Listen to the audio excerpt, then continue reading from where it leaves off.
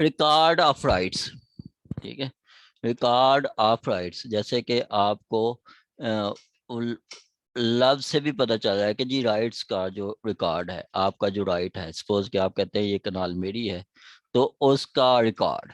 ठीक है, और रिकॉर्ड ऑफ राइट्स, और उसके बाद पीरियडिकल रिकॉर्ड। पीरियडिकल रिकॉर्ड आपका जमा बंदी होती है, जो कि 4 साल बाद बनती है। हर 4 साल बाद वो जमा बंदी तैयार की जाती है, जो कि आपका बोर्ड ऑफ रेवेन्यू डायरेक्ट करता है, और बोर्ड ऑफ रेवेन्यू की डायरेक्शन से पीरियडिकल रिकॉर्ड तैयार किया जाता है। चले, रिकॉर्ड ऑफ राइट्स, ये अब क्वेश्चन आ चुका है कि जी रिकॉर्ड ऑफ राइट्स में कौन से डॉक्यूमेंट्स आते हैं। वो यही डॉक्यूमेंट्स अभी इसमें बताएगा, ये डॉक्यूमेंट्स हैं जो आके रिकॉर्ड ऑफ राइट्स में आते हैं, एक लिस्ट के साथ वो बता देता है। ठीक है,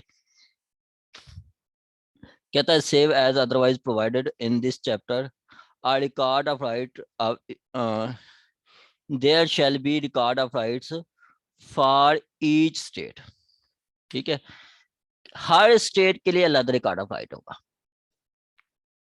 हर स्टेट के लिए अलहदा रिकॉर्ड ऑफ राइट होगा। अब यहाँ पे मैं आपको दिखाऊं, ये आपका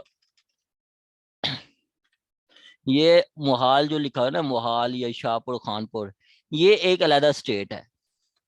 ठीक है, ये क्या है, ये अलहदा स्टेट है।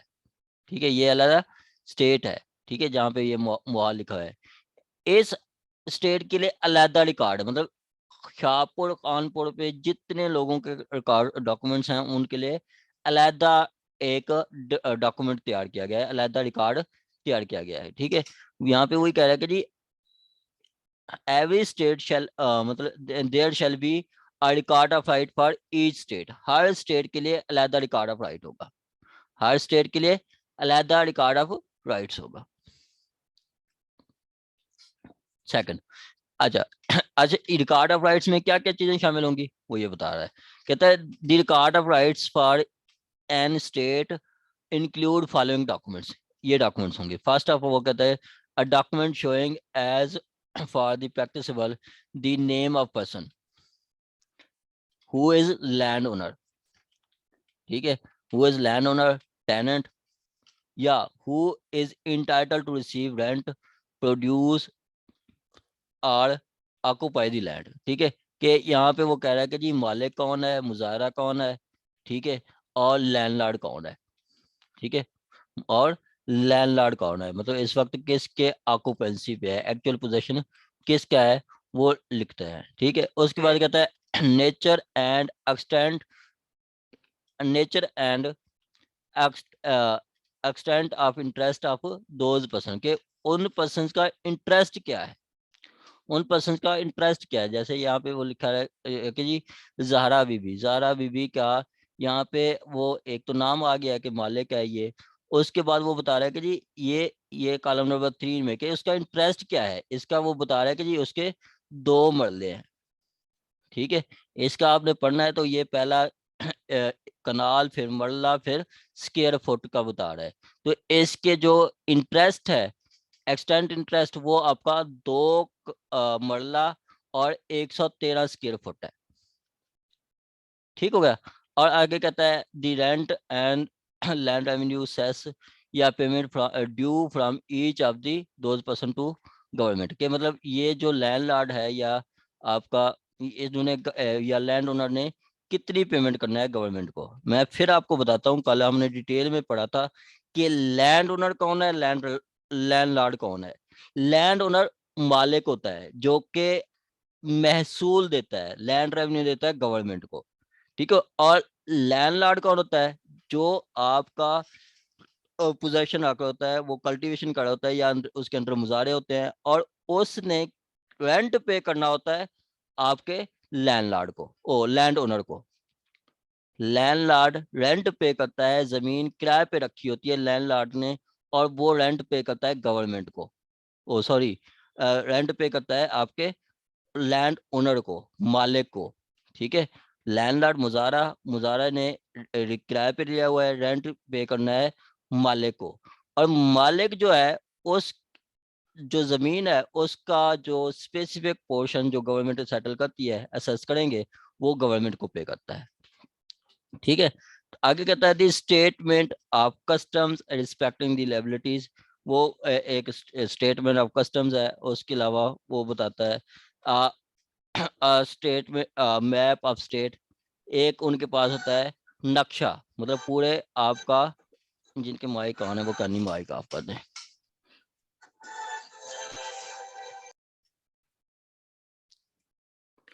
ठीक है,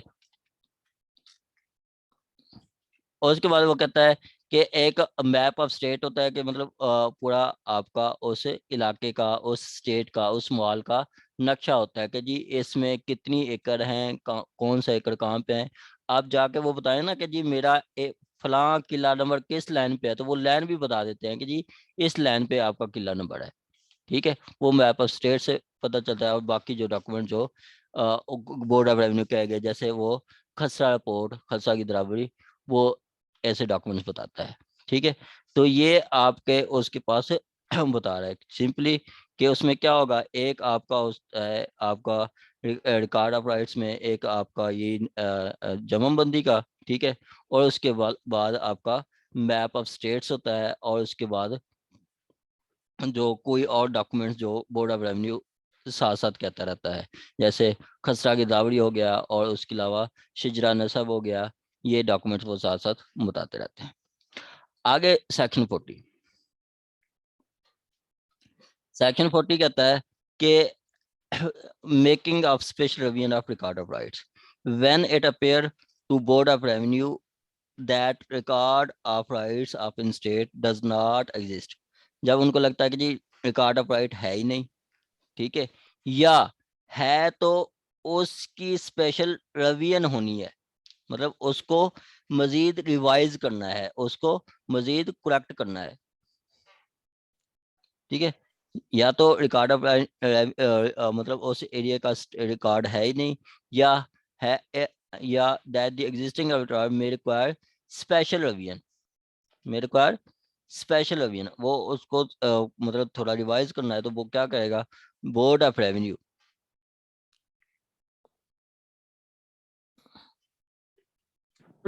board of revenue by notification direct the record of rights be made.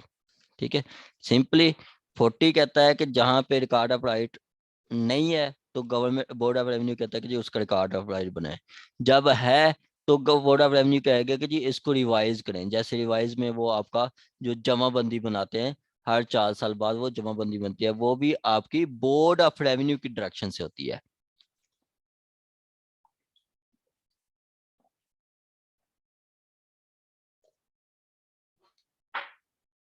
Board of revenue की डायरेक्शन से होती है।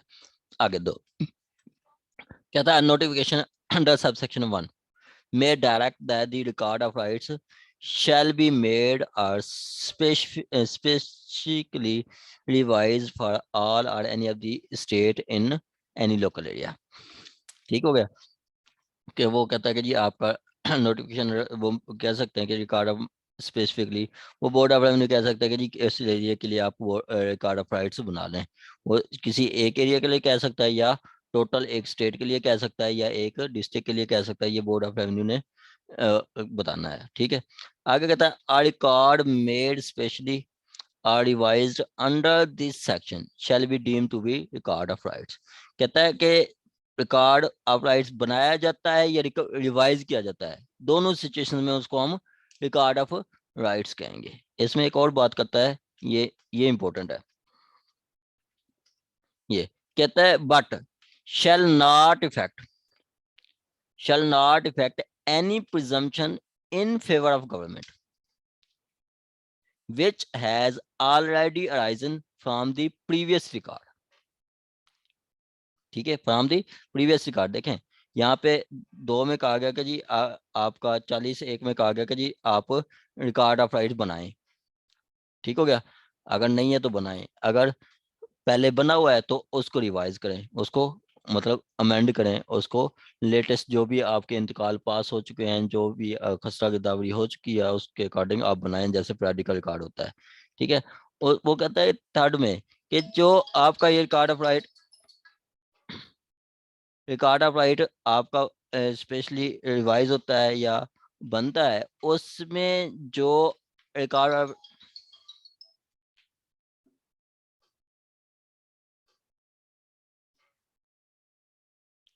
shall not affect the presumption in favour government.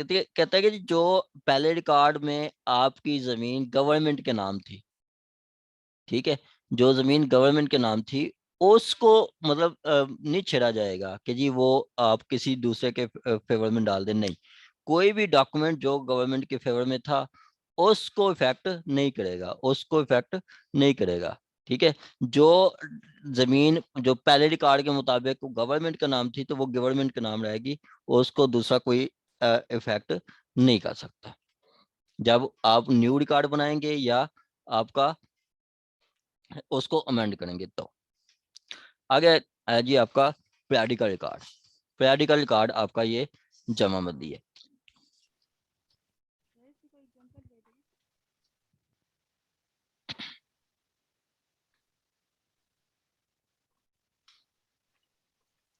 कहता है द कलेक्टर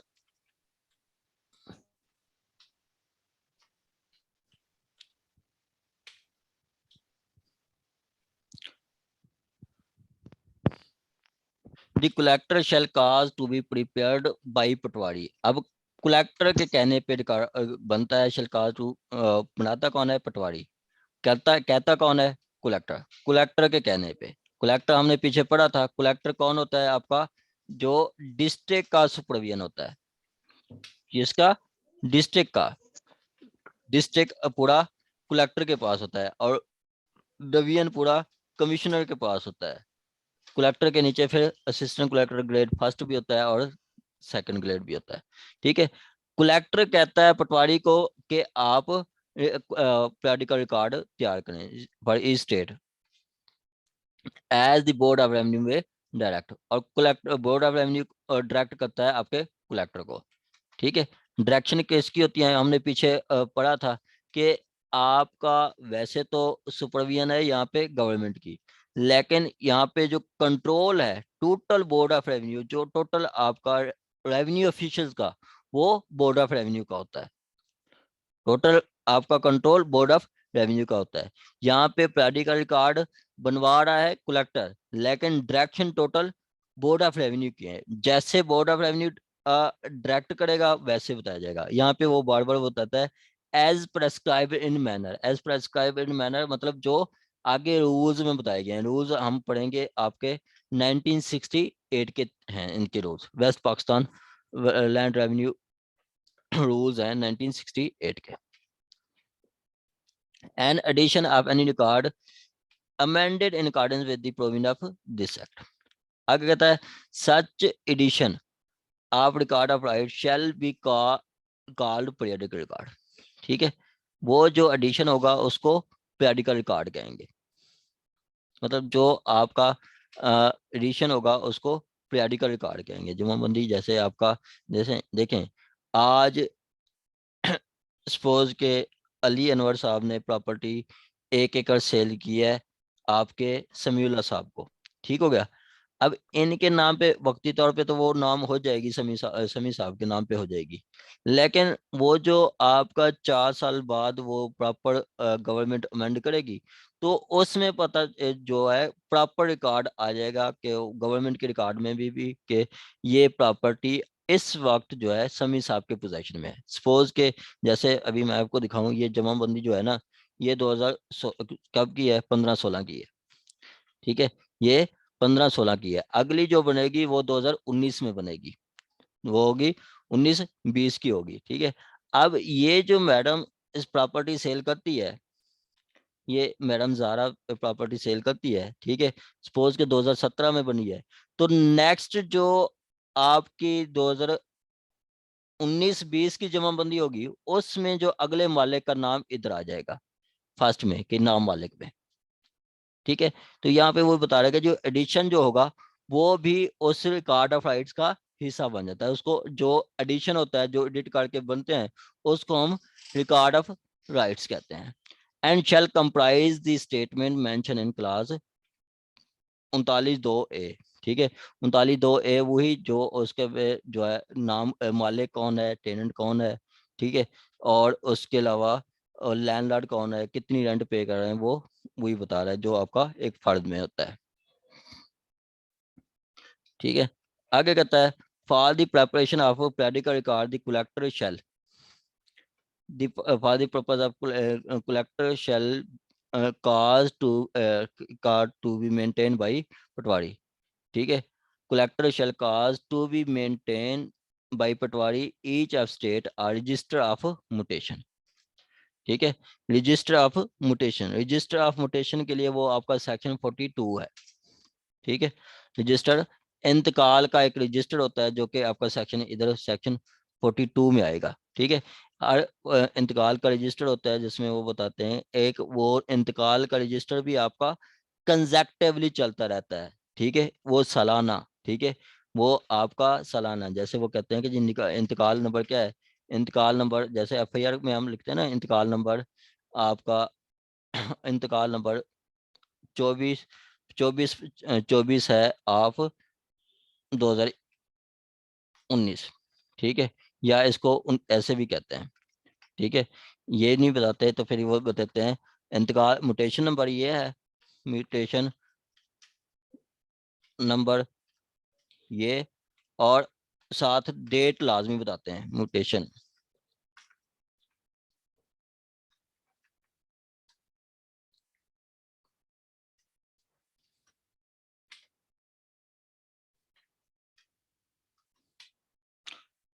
यहाँ पे आगे डेटेड लिखेंगे, डेट कब किया है, वो सपोज के 1/1/2019। ठीक है, तो यहाँ पे वो इसके पास एक पटवारी के पास, पटवारी एक रजिस्टर भी मेंटेन करता है, इंतकाल नंबर इंतकाल का होता है।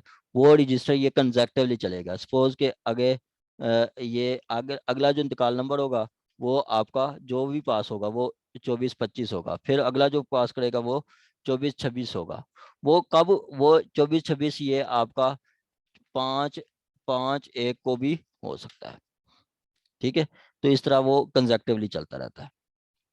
आगे आगे कहता है ये फिर उन्होंने अमेंडमेंट की थी, अब कंप्यूटराइज चल रहा है, कुछ एरियाज में कंप्यूटर आ चुका है, कुछ एरियाज में अभी तक कंप्यूटर नहीं आया। ठीक है, लेकिन मोस्ट एरियाज, ज्यादातर एरियाज में कंप्यूटर आ चुका है। ये कंप्यूटर आपका रिकॉर्ड मिलता है, ये बहुत आसान तरीका है, बहुत आसान तरीका है। पहले तो हमें तंगी होती थी, पहले जाके वो पटवारी के से जाके टाइम लेते थे, उसके बाद फिर पटवारी भी दर्ज करता था, उसके बाद फिर एक तहसीलदार से टाइम लिया जाता था, तहसीलदार मजमे में बैठ के तो फिर वो करता था, तो वो इस तरह काफ़ी टाइम लगता था। अभी मैंने 2018 में हमने तो कुछ प्रॉपर्टी खरीदी थी, तो मैं गया था यहाँ से, तो विद इन 2 डेज, मतलब एक दिन मतलब रजिस्टर किया, दूसरे दिन वो उसी दिन को फीस वगैरह पे की, अगले दिन वो जिससे ली थी प्रॉपर्टी वो आया, बयान कराया, तो दूसरे दिन इंतकाल हो गया था। ठीक है, तो वो अब कंप्यूटर बहुत इजी है, कंप्यूटर बहुत इजी है। चलें आगे कहता है the board of revenue shall cause to be prepared a computerised form latest edition of periodical record of each state, periodical record of each state. अब ये जो है ना, ये कंप्यूटर फर्द है, ये आपकी कंप्यूटर फर्द है। ठीक है, ये आपका कंप्यूटर से निकाली हुई है। ठीक हो गया। if no such record exists the latest edition of record of rights। ठीक है, वो आपका लेटेस्ट रिकॉर्ड ऑफ राइट्स जो भी होगा। आगे कहता है the board of revenue shall by notification specify the date of commission of commencement of operation. ये वो बताता है कि जी कब आपका डेट में बताएगा कि जी कब आपका कंप्यूटराइज चलेगा, कब चलेगा। ठीक है, वो नोटिफिकेशन बताएगा board of revenue, and board of revenue shall prohibit the prohibit the preparation of periodic record of state under section 47 from the specified date।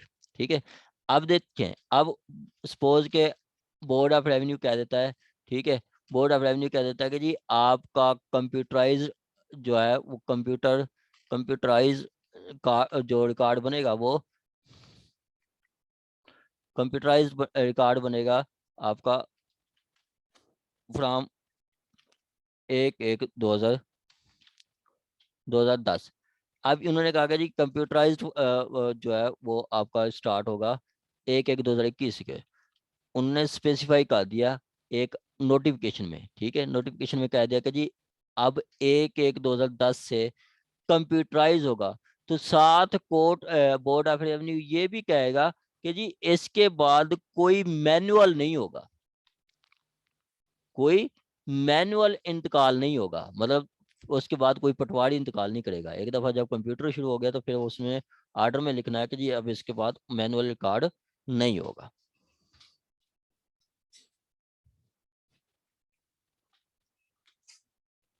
आ गया जी आपका computerise clerical record. The collector shall cause to be prepared periodical record। वही बात है जो हम पीछे पढ़ के आए हैं कि जी periodical रिकॉर्ड कंप्यूटराइज बनाया जाएगा। आगे है जी आपका ये 42 इंपॉर्टेंट है, मोस्ट इंपॉर्टेंट है। ये तरीकेकार बताता है कि जी इंतकाल का प्रोसीजर कैसे होता है, ठीक है। हाउ टू, ये क्वेश्चन आ भी चुका है, how to incorporate name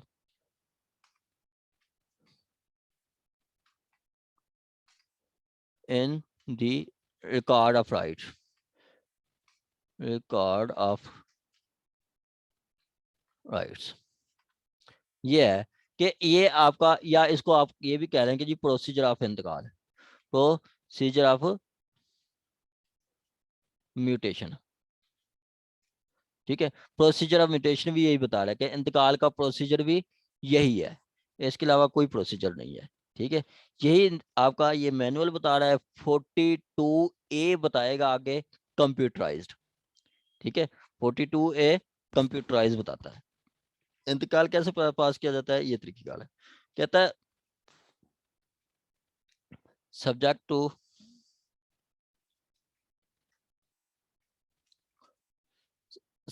to other provisions of this chapter, और कहीं पे जो मर्जी बताया गया हो, ठीक है, उसके बावजूद अ पर्सन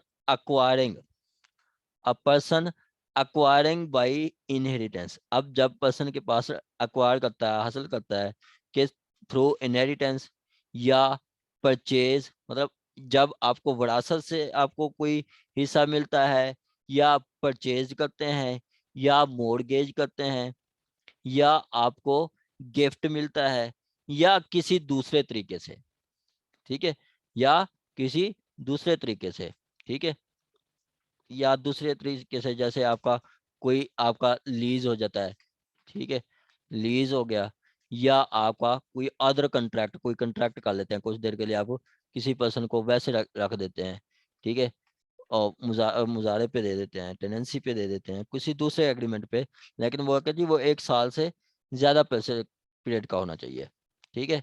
क्या होगा, any right in state as a land owner, ठीक है, या tenant for fix term exceeding 1 year, ठीक है। मतलब जब आप मॉर्गेज पे देंगे या टेनेंसी पे देंगे, लीज पे देंगे, तो वो 1 साल से ज्यादा के पीरियड का होना चाहिए, ठीक है।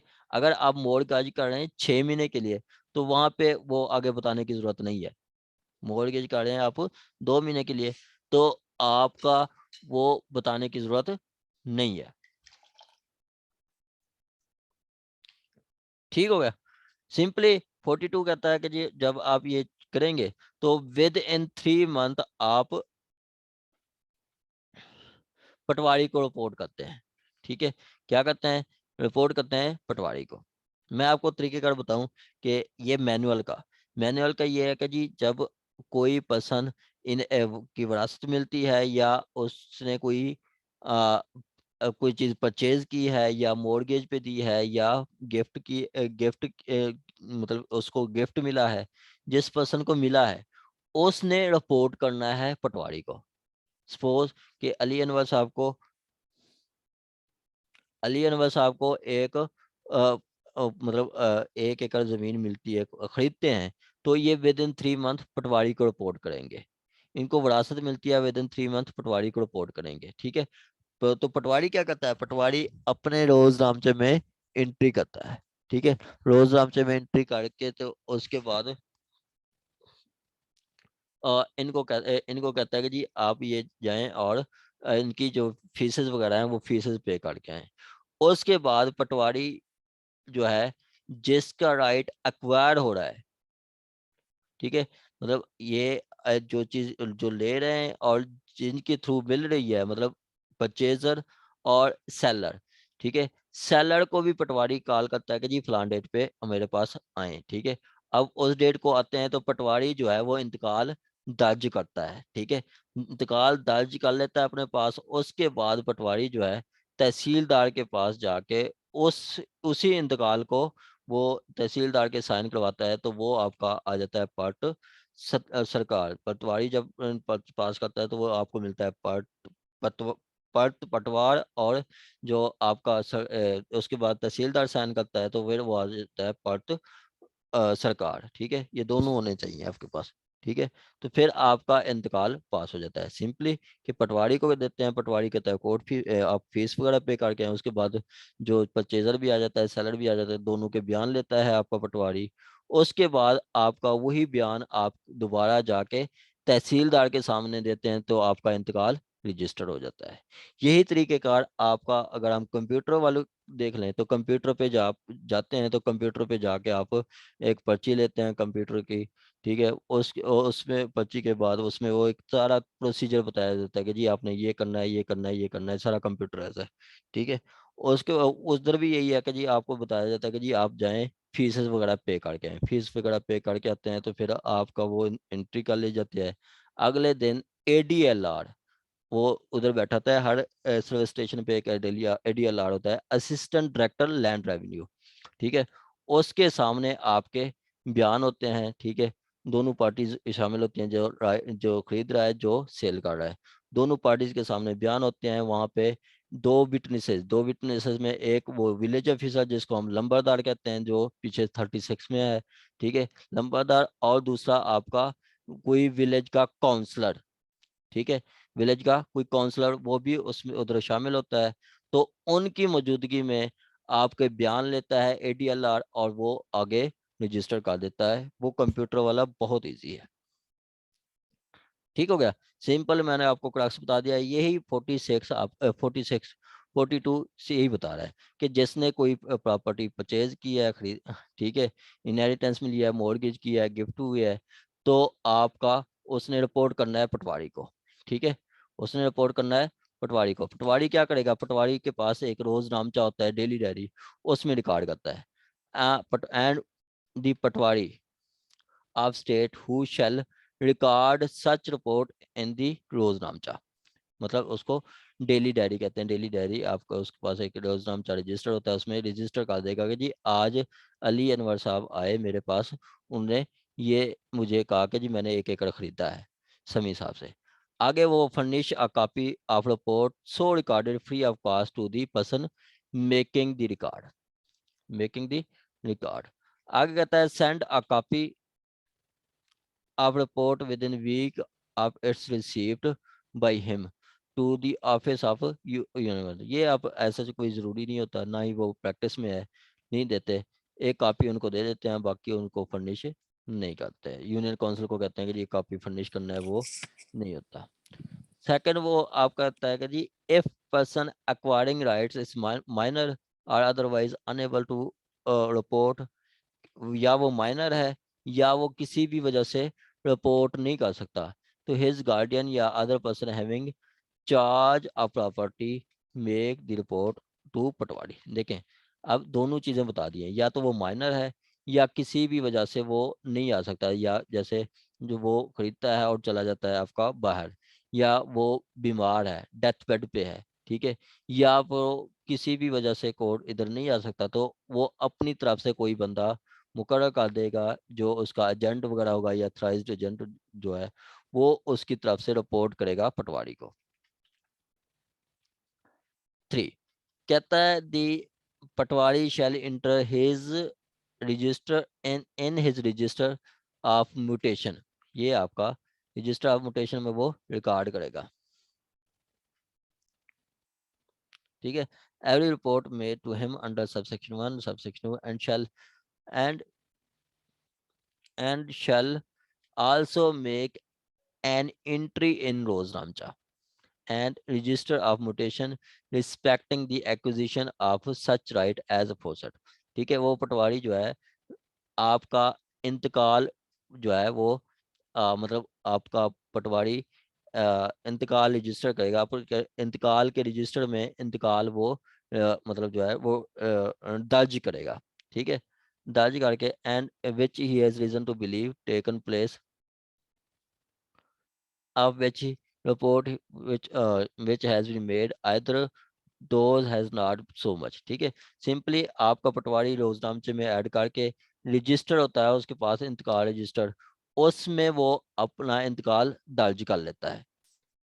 पहले वो रोजनामचे में लिखता है, उसके बाद वो जो है वो रिपोर्ट करके वो इंतकाल दर्ज कर लेता है। ठीक है, आगे कहता है the report to made to patwari under subsection 1 या subsection 2 recorded by him shall be displayed in such manner as may as be prescribed. वो कहता है कि जी जो इंतकाल वो रजिस्टर करेगा उसको डिस्प्ले भी करेगा, जो कि ऐसी कोई प्रैक्टिस नहीं है, सिर्फ ये बातों नहीं है। वो कहते हैं कि जी वो रजिस्टर मतलब जहाँ पे उसका ऑफिस है वहाँ पे वो डिस्प्ले करेगा कि जी इस पर्सन ने प्रॉपर्टी खरीद ली है और ये सेलर है, ये बायर है, ये सेलर है, और इतनी प्रॉपर्टी सेल की गई है, ये इतनी प्रॉपर्टी फरोख्त की गई है। ठीक है, आगे कहता है if the patwari fail to record or display the report. हाँ, अगर पटवारी वो रिकॉर्ड नहीं करता, ठीक है, पटवारी रिकॉर्ड नहीं करता, डिस्प्ले तो ऐसा सच मैटर नहीं करता, रिकॉर्ड नहीं करता, ठीक है, तो फिर क्या करेगा the person making the report may make in writing the to revenue officer concern. ठीक है, वो क्या करेगा, वो एक एप्लीकेशन देगा तहसीलदार को। ठीक है, कि जी मैंने ये जाके पटवारी को कहा है कि जी मेरी मतलब इंतकाल दर्ज करें, वो नहीं कर रहा, तो वो एप्लीकेशन देगा रेवेन्यू ऑफिसर कंसर्न मतलब वो मुतलका तहसीलदार को। एंड यूनियन नाजम ये नहीं करते in which the state is by registered post acknowledgement and officer and revenue officer shall, यहाँ पे देखें वो मैंडेटरी हो जाएगा, shall thereupon cause the report to be enter. Tehsildar फिर बाउंड होगा उसको रजिस्टर करवाने का, मतलब तहसीलदार फिर अपनी डायरेक्शन में ऑर्डर करेगा और उसको उसका इंतकाल दर्ज किया जाएगा आपका रजिस्टर ऑफ इंतकाल पे। 5 6 आगे कहता है revenue officer from time to time make inquiries. Revenue officer from time to time make inquiry into correctness of all entries or register of mutation। पटवारी जो भी इंतकाल दर्ज करता है, रेवेन्यू ऑफिसर जो तहसीलदार होता है वो शेल का वर्ड है, बाउंड होता है कि वो साथ साथ उसकी इंक्वायरी करता रहे कि जी इंतकाल सही पास होना है या नहीं सही पास होना है। And into all such acquisition as a forcer coming knowledge under this foregoing subsection report have been made to Patwari and entries made in that register shall in each case make order as things fit as to any entry in periodical record acquired। ठीक है, वो inquiry करता है, inquiry में जो उसको ठीक लगता है वो ऑर्डर कर सकता है। सपोज के एक इंतकाल सही नहीं पास हुआ तो वो कह सकता है कि इसको आप करेक्ट करें। ठीक है, इसको आप करेक्ट करें।